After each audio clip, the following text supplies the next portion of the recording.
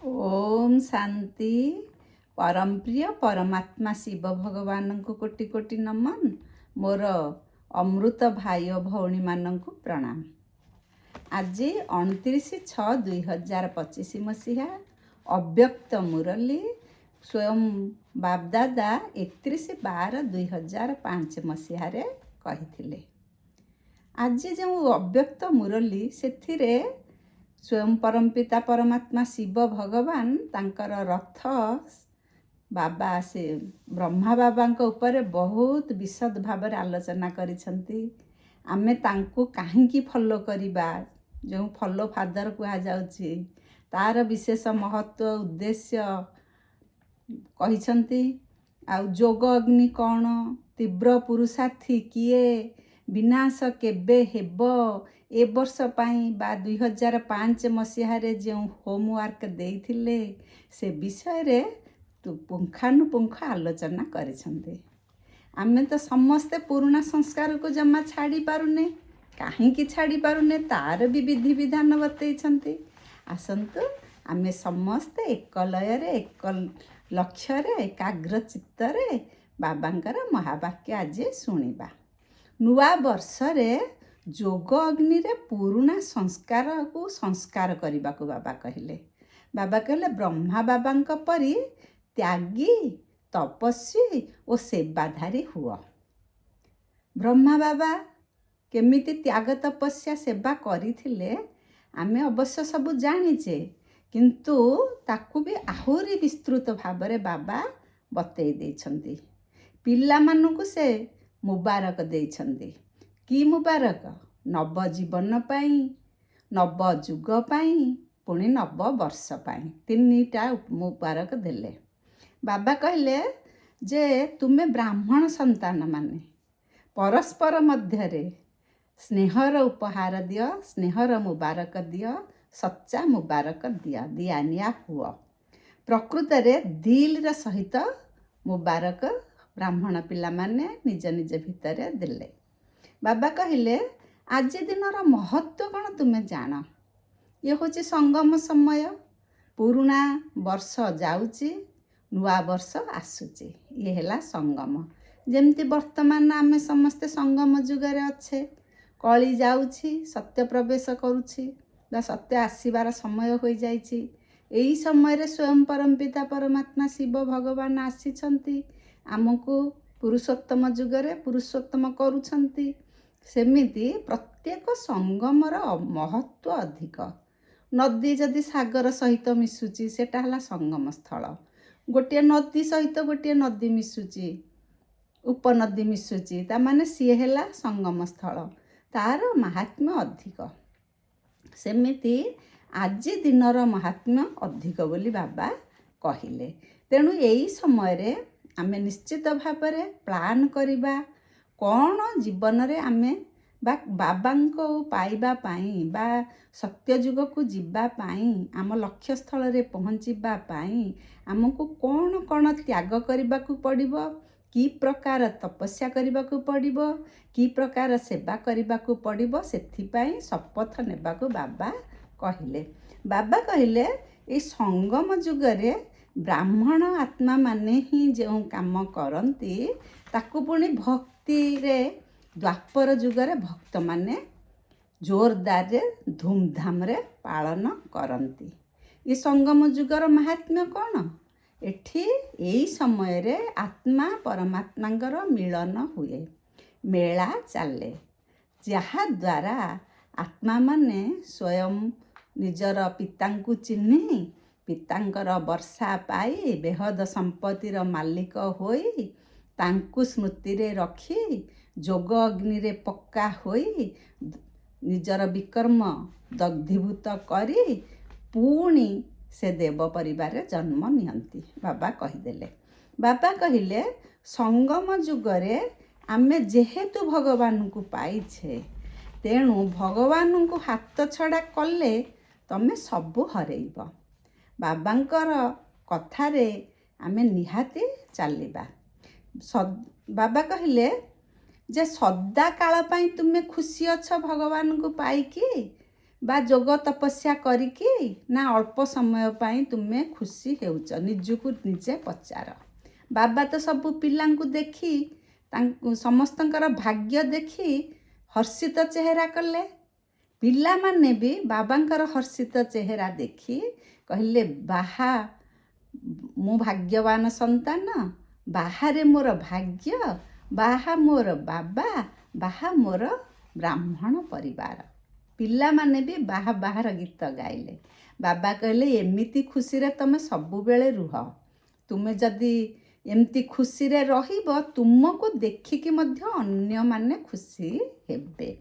ତେଣୁ ସେ ବାବା ଯେଉଁ ରାସ୍ତା ବତାଉଛନ୍ତି ଆମେ ସେଥିରେ ଚାଲିଲେ, ବିକର୍ମ ବିନାଶ କଲେ ହିଁ ଖୁସିରେ ରହିବା। ବାବା କହିଲେ, ମୋ ପିଲାମାନେ ତ 63 ଜନ୍ମ ହେଲାଣି, ବିକାର ବୋଝ ମୁଣ୍ଡେଇ ମୁଣ୍ଡେଇ ହାଲିଆ ହୋଇଯାଇଛନ୍ତି। ସେ କହୁଛନ୍ତି, ମୋତେ ସମସ୍ତ ବୋଝ ଦେଇଦିଅ। କିନ୍ତୁ ଆମେମାନେ ସହଜରେ ମୁଣ୍ଡରୁ ବିକାର ବୋଝ ଉତୁରେଇ ପାରୁନାହିଁ। କାହିଁକି ନା ବିକାର ବୋଝ ଉତୁରେଇବା ପାଇଁ କେବଳ ଯୋଗ ଅଗ୍ନି ଦରକାର। ସେଥିରେ ହିଁ ବିକାର ବା ବିକର୍ମ ଧ୍ୱଂସ ହେବ, ଭସ୍ମ ହେବ। ତେଣୁ ସେଥିପାଇଁ ବାବା ତୀବ୍ର ପୁରୁଷାର୍ଥୀ କିଏ ସେ ତାର କଥା ବି କହିଦେଲେ। ସେ କହିଲେ, ଯିଏ ପୁରୁଣା ସଂସ୍କାରର ଆକର୍ଷଣ କମେଇବା ନିହାତି ଦରକାର ବା ଆକର୍ଷଣରୁ ମୁକ୍ତ ରହିବା। ପୁରୁଣା ସମ୍ପର୍କରୁ ଅବଶ୍ୟ ଟିକେ ଟିକେ ମନ ହଟିଗଲାଣି, କିନ୍ତୁ ପୁରୁଣା ସଂସ୍କାର ସହଜରେ ଯାଉନି। ସମସ୍ତେ ଜାଣୁଛନ୍ତି ପୁରୁଣା ସଂସ୍କାର ଆମର କ'ଣ ଅଛି, ଜାଣୁଛନ୍ତି, ଚିହ୍ନୁଛନ୍ତି, ବୁଝୁଛନ୍ତି, ପୁଣି ବିକର୍ମ ବିନାଶ କରିବାର ବାଟ ବି ଜାଣିଛନ୍ତି, ତଥାପି ବିକର୍ମ ବିନାଶ ହୋଇପାରୁନାହିଁ। ସେଥିପାଇଁ ବାବା କହିଲେ, ସୂକ୍ଷ୍ମ ଚେକିଂ କର। ତୁମେ କ'ଣ କେମିତି ରହିଛ, କ'ଣ କ'ଣ ତୁମର ବିକାର ସଂସ୍କାର ରହିଛି, ତାକୁ ସୂକ୍ଷ୍ମ ଚେକିଂ କରି ତାକୁ ବିନାଶ କର। ବାବା କହିଲେ, ତୁମେ ବ୍ରାହ୍ମଣ, ପୁଣି ଫରିସ୍ତା ହେବ, ତାପରେ ଦେବତା ହେବ। ଫରିସ୍ତା ହେବାକୁ ହେଲେ ହାଲୁକା ହେବାକୁ ପଡ଼ିବ। ଫରିସ୍ତା ଉଡ଼େ। ଯଦି ବିକାର ବୋଝ ଧରିଥିବ ତାହେଲେ ତ ତୁମେ ହାଲୁକା ହୋଇପାରିବନି। ତେଣୁ ବିକାର ବୋଝକୁ ମୋତେ ଦେଇଦିଅ। କିନ୍ତୁ ଆମେ ଯେହେତୁ ସବୁ ଦେଇପାରୁନାହେଁ, ତେଣୁ ବ୍ରାହ୍ମଣରୁ ବି ଫରିସ୍ତା ହେବା ମୁସ୍କିଲ ହେଇଯାଉଛି। ବାବା ସେଥିପାଇଁ କହିଲେ ଯେ ତୁମେମାନେ ଦିନକୁ ଦିନ ଯୋଗରେ ଆହୁରି ଆହୁରି ଅଧିକ ସମୟ ଦିଅ। ତେଣୁ ବାବା କହିଲେ, ଏଇ ସଂସ୍କାର ଯଦି ଆମେ ପୁରୁଣା ସଂସ୍କାର ଆମ ପାଖରେ ରଖିବା, ସିଏ ଆମକୁ ଶେଷକୁ ଧୋକା ଦେବ। ପୁରୁଣା ସଂସ୍କାରକୁ ଯିଏ ନ ଛାଡ଼ିଥିବ, ସେ ଯଦି ସୁପ୍ତ ଅବସ୍ଥାରେ ଥିବ, ସେ ପୁଣି ଜାଗ୍ରତ ହେବ। ଆମେ ଦେଖୁଛେ ରାବଣ ମରିଲା, ପୁଣି ରାବଣକୁ ବାର ବାର ଜଳା ଯାଉଛି, କିନ୍ତୁ ପୁରୁଣା ସଂସ୍କାର ଯାଉଛି କି? ସେଇଭଳି ଆମେ ଯଦି ପୁରୁଣା ସଂସ୍କାରକୁ ଯୋଗ ଅଗ୍ନିରେ ପୁରା ରୂପେ ଦଗ୍ଧ ନ କରିବା, ତାର ଟିକିଏ ଅଂଶ ରହିଲେ ସେ ପୁଣି ବଂଶ ବିସ୍ତାର କରିବ। ମାନେ ସୁପ୍ତ ସଂସ୍କାର ପୁଣି ଜାଗ୍ରତ ହେଇଯିବ ସମୟକ୍ରମେ। ତେଣୁ ବାବା କହିଲେ, ନୂଆ ବର୍ଷରେ ପୁରୁଣା ସଂସ୍କାରକୁ ଯୋଗ ଅଗ୍ନିରେ ପୁରା ଜାଳି ଦେବା ପାଇଁ ବା ଭସ୍ମ କରିଦେବା ପାଇଁ ତୁମେ ଆଟେନସନ୍ ଦିଅ। ସେବା ତ ଅଲଗା କଥା। ପ୍ରଥମେ ନିଜର ସେବା କର, ସ୍ୱୟଂର ସେବା। ମାନେ ପ୍ରଥମେ ନିଜେ ଯୋଗ କରି ପୁରୁଣା ସଂସ୍କାର, ପୁରୁଣା ବିକର୍ମକୁ ସବୁ ତ୍ୟାଗ କଲେ ହିଁ ଆମେ ଈଶ୍ୱରୀୟ ସେବାରେ ଆଗେଇ ପାରିବା ବା ଆତ୍ମା ଭାନରେ ରହି ଆମେ କାମ କରିପାରିବା। ବାବା କହିଲେ ଯେ ପାୱାରଫୁଲ୍ ଷ୍ଟେଜରେ ରହିଲେ ତୁମର ଯୋଗ ପାୱାରଫୁଲ୍ ହେବ। ପ୍ରକୃତରେ ଯୋଗ ଅଗ୍ନି କ'ଣ? ଯୋଗ ଅଗ୍ନି ହେଉଛି ଏକାଗ୍ର ଶକ୍ତି। ଏକାଗ୍ର ଶକ୍ତିରେ, ଏକାଗ୍ର ସ୍ୱରୂପରେ, ଏକାଗ୍ର ସ୍ଥିତିରେ, ଏକ ସମୟରେ ବା ଏକ ଜାଗାରେ ବସି ଗୋଟିଏ ସମୟରେ ପ୍ରତିଦିନ ଯୋଗରେ ବସିବ ଭଗବାନଙ୍କ ସହିତ ଏକାଗ୍ର ଚିତ୍ତରେ। ତାହା ହେଲେ ତୁମର ଯୋଗ ପାୱାରଫୁଲ୍ ହେବ। ଯଦି ଏକାଗ୍ର ହୋଇ ସଂକଳ୍ପ କରିଲ, ତାହା ହେଲେ ସ୍ୱରୂପରେ ରହିବ କ'ଣ? ମୁଁ ମାଷ୍ଟର ସର୍ବଶକ୍ତିବାନ ଆତ୍ମା। ବୋଲି ଯଦି ଆମେ ଭାବିକି ସେଇ ସ୍ୱରୂପରେ ଆସିକି ଏକାଗ୍ର ଚିତ୍ତରେ ରହିକି ଯୋଗ କରିବା, ତାହେଲେ ଆମର ଯୋଗ ଅଗ୍ନି ପ୍ରଜ୍ୱଳିତ ହେବ। ବାବା ସେଥିପାଇଁ କହିଲେ, ଯେତେ ସମୟ ଏକାଗ୍ର ହେବାକୁ ଚାହୁଁଛ ସେତିକି ସମୟ ତୁମେ ଏକାଗ୍ର ଚିତ୍ତରେ ରହିଲେ ହିଁ ତୁମର ଯୋଗ ପକ୍କା ହେବ। ଚଙ୍ଗ ଚଙ୍ଗ ହେଲେ ଇଆଡ଼େ ସିଆଡ଼େ ମନ ଭର୍ତ୍ତି କଲେ ବା ବିକାର ସଂସ୍କାର ବା କୌଣସି ମାୟାର ଆକର୍ଷଣରେ ମନ ପଶିଗଲେ ଯୋଗ ଠିକରେ ଲାଗିବ ନାହିଁ। ଯୋଗ ଯେତେବେଳେ ଯୋଗ ଅଗ୍ନିରେ ସମସ୍ତ ବିକାର ସମାପ୍ତ ହୋଇଯିବ, ତାର ଆଉ ନାମ ନିଶାନ ରହିବ ନାହିଁ, ସେ ପୁଣି ଆଉ ଜୀବିତ ହେବ ନାହିଁ। ତେଣୁ ପ୍ରଥମେ ଆମେ ସ୍ୱୟଂ ମାଷ୍ଟର ସର୍ବଶକ୍ତିମାନ ସ୍ୱରୂପରେ ସ୍ଥିତ ହୋଇ ରହିବା। ମାନେ ଯେମିତି ଅର୍ଡ଼ର ଦେଲେ ସବୁ କର୍ମ ଇନ୍ଦ୍ରିୟ ଆମ ଅର୍ଡ଼ର ମାନୁଥିବେ, ଜି ହଜୁର ଜି ହାଁ କରୁଥିବେ, ତାହା ହେଲେ ଜାଣିବା ଯେ ଆମର ଠିକ୍ ଯୋଗ ଲାଗିଛି ବା ଯୋଗ ଦ୍ୱାରା ଆମେ ବିକର୍ମ ବିନାଶ କରିପାରୁଛେ। ବାବା କହିଲେ, ସମସ୍ତେ ଜାଣୁଛନ୍ତି ଏଇ ଅଭ୍ୟାସ ଛାଡ଼ିବି ମାନେ ଛାଡ଼ିବି। ଯଦି ଏମିତି ଦୃଢ଼ ସଂକଳ୍ପ କରିବା, ତାହା ହେଲେ ପୁରୁଣା ଅଭ୍ୟାସ ଛାଡ଼ିପାରିବା। ପୁଣି ଯଦି ଆମେ ଅଭ୍ୟାସ କରିକି ଥରେ ଛାଡ଼ିଲେ ବା ଯୋଗ କରିବାର ଅଭ୍ୟାସ ଯଦି ନିରନ୍ତର ଆମର ରହିଗଲା, ତାହେଲେ ସେ ପୁଣି ଆମକୁ ଆଗକୁ ବଢ଼େଇ ନେବ, ଆଉ ବେଶୀ କଷ୍ଟ କରିବାକୁ ପଡ଼ିବ ନାହିଁ, ଅଭ୍ୟାସରେ ପରିଣତ ହୋଇଗଲେ। ଏ ବର୍ଷ ତାହା ହେଲେ ବାବା କହିଲେ କ'ଣ ତୁମେ ହେବ, ଯେ ଶକ୍ତିଶାଳୀ ହେବା, ବେଫିକର ବାଦଶାହ ହେବା। ଶକ୍ତିଶାଳୀ ହେବା କେମିତି? ଯୋଗ ସ୍ଥିତି ପୁରା ଭଲ ସମ୍ପୂର୍ଣ୍ଣ ଯୋଗ ସ୍ଥିତିରେ ରହିଲେ, ଶକ୍ତିଶାଳୀ ଯୋଗ କଲେ ଆମେ ମାଷ୍ଟର ସର୍ବଶକ୍ତିମାନ ହେବା ବା ଶକ୍ତିଶାଳୀ ହେବା। ବେଫିକର ବାଦଶାହ କେମିତି ହେବା? ବାବାଙ୍କୁ ସବୁ ବୋଝ ଦେଲେ, ବିକର୍ମ ବୋଝ ଯାହା କରିଛେ, ମନରେ ଯାହା ଚିନ୍ତା ଅର୍ଥ ଅଛି ସବୁ ବାବାଙ୍କୁ ହିଁ ସମର୍ପଣ କରିଦେଲେ ଆମେ ବେଫିକର ବାଦଶାହ ହେବା। ବାବା କହୁଛନ୍ତି, ତୁମେ ପ୍ରଥମେ ସ୍ୱରାଜ୍ୟ ଅଧିକାରୀ ବଚ୍ଚା।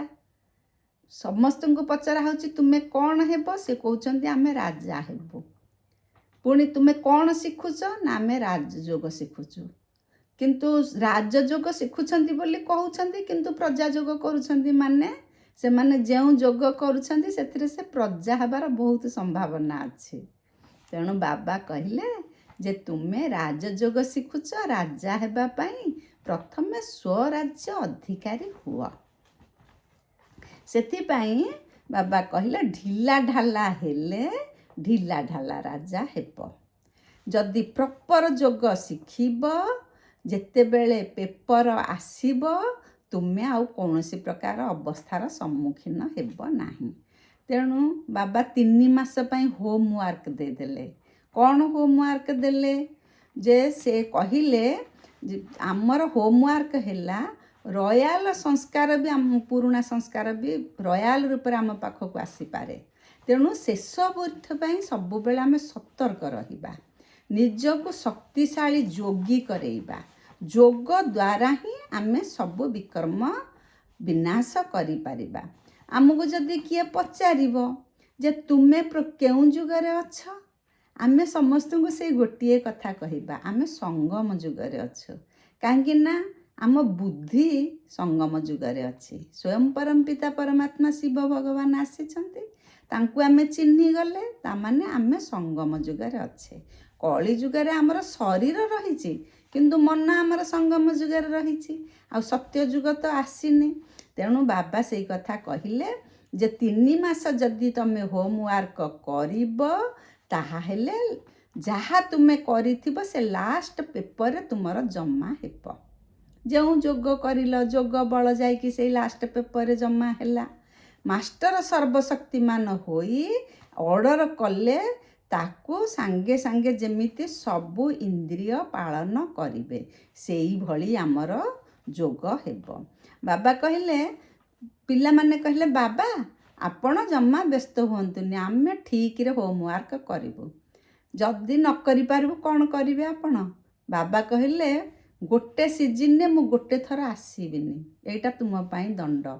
ଆରେ ବାବା, ପିଲାମାନଙ୍କର ମନ ଫିକା ପଡ଼ିଗଲା। ସେମାନେ ହୋମୱାର୍କ ନିଶ୍ଚିତ ଭାବରେ କରିବେ ବୋଲି ବାବାଙ୍କୁ ପ୍ରତିଶ୍ରୁତି ଦେଲେ। ବାବା କହିଲେ ଯେ 3 ମାସରେ ନିଜର ଶକ୍ତିଶାଳୀ ପ୍ରଭାବରେ ସଂସ୍କାର ପରିବର୍ତ୍ତନ କରିବ। 3 ମାସ ଅଭ୍ୟାସ କରିଦେଲେ ଆପେ ଆପେ ଆଟେନସନ୍ ଆସିଯିବ। ସମସ୍ତେ ମନେ ମନେ ଭାବୁଛନ୍ତି କେବେ ବିନାଶ ହେବ। ବାବା ତାର ଉତ୍ତର ବତେଇ ଦେଲେ। ମନେକର ଯବନିକା ଖୋଲିବା ପୂର୍ବରୁ କିଏ ପାଉଡ଼ର ଲଗାଉଛି, କିଏ ମୁଣ୍ଡ କୁଣ୍ଡଉଛି, କୌଣସି କେହି ଆକ୍ଟର ପ୍ରିପେୟାର ହେଇନାହାନ୍ତି, ତାହେଲେ ନୂଆ ସିନ୍ ଖୋଲେ କି, ନୂଆ ପରଦା ଖୋଲେ କି ଡ୍ରାମାର? ସେମିତି ବର୍ତ୍ତମାନ ତୁମେ ନିଜେ ନିଜକୁ ଆଗ ପଚାର, ତୁମେ ଏଭର ରେଡ଼ି ହେଇଛ ତ? ତୁମେ ଦୈବୀ ସଂସ୍କାର ପୁରା ଧାରଣ କରିଛ ତ? ନୂଆ ଦୁନିଆକୁ ଯିବା ପାଇଁ ତୁମେ ନିଜକୁ ପ୍ରସ୍ତୁତ କରିଛ ତ? ପ୍ରଥମେ ନିଜେ ନିଜକୁ ପଚାର। ତେଣୁ ଆମେ ସମୟକୁ ଅପେକ୍ଷା କରିବାନି। ସମୟ ତ ଆମକୁ ଅପେକ୍ଷା କରିଛି ନା। କ'ଣ ଆମକୁ ଅପେକ୍ଷା କରିଛି? ଆମେ ଯେତେବେଳେ ରେଡ଼ି ହେଇଯିବା ସାଙ୍ଗେ ସାଙ୍ଗେ ସବୁ ଠିକ୍ ହେଇଯିବ, ବିନାଶ ଆସିଯିବ। ଯେହେତୁ କେହି ଦୈବୀ ଆତ୍ମା ଠିକ୍ରେ ପ୍ରିପେୟାର ହେଇନାହାନ୍ତି, ତେଣୁ ବିନାଶ ଆସିନାହିଁ। ବାବା ସେ କଥା କହିଲେ। ବାବା କହିଲେ ଯଦି ଆମେ କେତେ ସମୟ ହେଉଛି, କେତେ ଡେରି ହେଉଛି, ବିନାଶ କେବେ ଆସିବ, ବର୍ଷକ ପରେ ଆସିବ ନା 2 ବର୍ଷ ପରେ ଆସିବ ନା 5 ମାସ ପରେ ଆସିବ? ବାବା ଟିକେ ଆମକୁ ଏ କଥା କହିଦିଅନ୍ତେ କି? ସମସ୍ତେ ଏମିତି ଭାବୁଛନ୍ତି। ବାବା କହିଲେ ତୁମ ହାତରେ ସବୁ ଅଛି, ତୁମେ ହିଁ ରେଡ଼ି ହେଇଗଲେ ସବୁ କାମ ହେଇଯିବ। ଯେହେତୁ ଆମେ ନିଜେ ନିଜ ଉପରେ ଭରସା କରିପାରୁନେ କି ଆମେ ସମୟ ଠିକ୍ରେ ଦେଇପାରୁନେ, ତେଣୁ ବିନାଶ କଥା କିଛି ଜଣାପଡ଼ୁନାହିଁ। କିନ୍ତୁ ବାବା କହିଲେ ବିନାଶ ତ ସୁନିଶ୍ଚିତ, ସତ୍ୟଯୁଗ ଆସିବ ସୁନିଶ୍ଚିତ, କିନ୍ତୁ ତୁମେ ଯେତେ ଶୀଘ୍ର ଦୈବୀ ଗୁଣ ଧାରଣ କରିବ, ଦେବ ଦୁନିଆକୁ ଯିବା ପାଇଁ ପ୍ରିପେୟାର ହେଇଯିବ, ସାଙ୍ଗେ ସାଙ୍ଗେ ପ୍ରକୃତି ଆଉ ଭଗବାନ ସମସ୍ତେ ଯିଏ ଯାହାର ଲୀଳା ସମାପନ କରିବେ। ବାବା କହିଲେ ଯେ ଲାଷ୍ଟ ପର୍ଯ୍ୟନ୍ତ ବ୍ରହ୍ମା ବାବା କେମିତି ତ୍ୟାଗ, ତପସ୍ୟା ଓ ସେବା କରିଥିଲେ ତାକୁ ଆଉ ପୁରା ବିଶଦ ଭାବରେ ପିଲାମାନଙ୍କୁ ବୁଝେଇ ଦେଲେ। ଶେଷ ପର୍ଯ୍ୟନ୍ତ ବ୍ରହ୍ମା ବାବା ଶେଷ ଦିନ ବି, ଯେଉଁ ଦିନ ତାଙ୍କର ମହାପ୍ରୟାଣ ହେଲା ସେଦିନ ବି ସେ ମୁରଲୀ ପଢ଼ିଥିଲେ। ସିଏ 3ଟା ଶବ୍ଦ ନିରାକାରୀ, ନିର୍ବିକାରୀ, ନିରହଙ୍କାରୀ, ଏଇ 3ଟି ଶବ୍ଦରେ ସେ ପୋଖତ ଥିଲେ। ସେ ଶବ୍ଦ ଗୁଡ଼ିକୁ ସେ ସବୁବେଳେ ମନରେ, ପ୍ରାଣରେ, ଆତ୍ମାରେ ଧାରଣ କରିଥିଲେ। ନିଜେ ଗୋଟିଏ ପୁରୁଣା ଘରେ ରହିଥିଲେ, ପୁରୁଣା କମରା ଯେଉଁ କହନ୍ତି ବାବା କୁଟିଆ। ସେଠି ପାଣି ଗଳୁଥିଲା କିନ୍ତୁ ତାରି ଭିତରେ ରହିଥିଲେ। କିନ୍ତୁ କେତେ ଭଲ ଭଲ ଘର ପିଲାମାନଙ୍କ ପାଇଁ ତିଆରି କରେଇଥିଲେ। ପିଲାମାନେ ଯେତେ ପ୍ରେମରେ ସ୍ନେହରେ କହିଲେ ମଧ୍ୟ ସେ ପୁରୁଣା କୁଟିଆରେ ହିଁ ରହୁଥିଲେ। ମାନେ ପିଲାଙ୍କ ପ୍ରତି ପ୍ରଥମେ ସେ ପିଲାଙ୍କୁ ସବୁ ସୁବିଧା ଦେଉଥିଲେ, ଯେମିତି ଭଗବାନ ସବୁ ପିଲାଙ୍କ ପାଇଁ ଅଜାଡ଼ି ଦେଇଛନ୍ତି।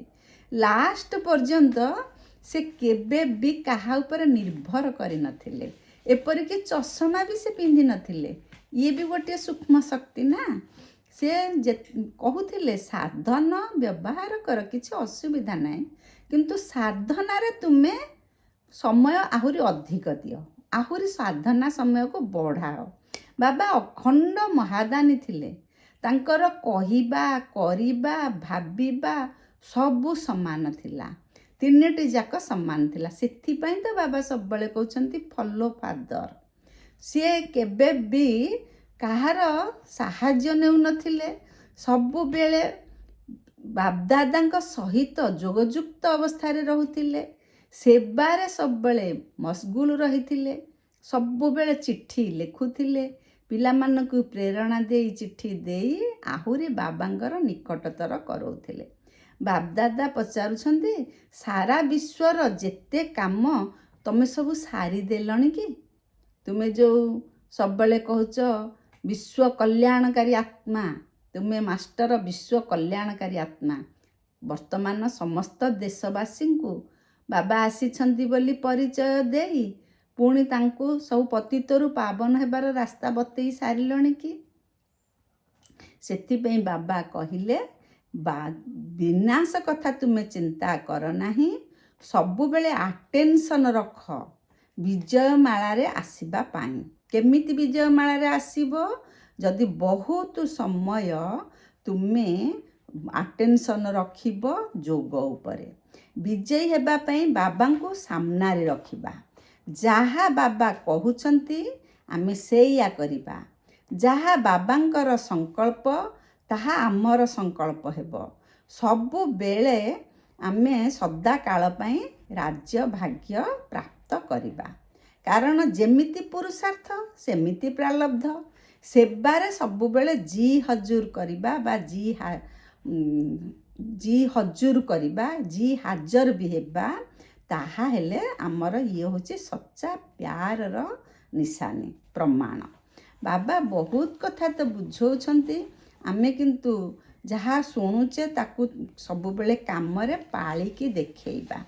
ବାବା ସେଥିପାଇଁ କହିଲେ ଯେ ତୁମେମାନେ ଆଜି ଯେଉଁ କଥା ଶୁଣିଲ ଏଇ ସଂସ୍କାରକୁ ପରିବର୍ତ୍ତନ କରିବାଟା ହେଲା ଆମର ଏକମାତ୍ର ଲକ୍ଷ୍ୟ। ଯାହାକୁ କି ଆମେ ଜାଣିଛେ ବୁଝିଛେ ସବୁ ପ୍ରକାର ହେବା ସତ୍ତ୍ୱେ ଆମେ ତାକୁ ବଦଳେଇ ପାରୁନାହିଁ। ବର୍ତ୍ତମାନ ନିହାତି ଭାବରେ ଆମେ ସେଇ ଶପଥ ନେବା ଏ ବର୍ଷ ଯେମିତି ହେଲେ ଆମେ ପୁରୁଣା ସଂସ୍କାରକୁ ଛାଡ଼ିବା।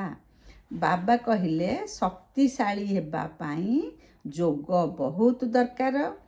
3 ମାସ ପାଇଁ ଆମକୁ 2005 ମସିହାରେ ଅବଶ୍ୟ କହିଥିଲେ, କିନ୍ତୁ ଏବେ ଆମେ ଭାବିବା ଯେ ଯେମିତି ଭଗବାନ ଆମକୁ ଏବେ ହିଁ କହିଛନ୍ତି ଏଇ ହୋମୱାର୍କ କରିବା ପାଇଁ।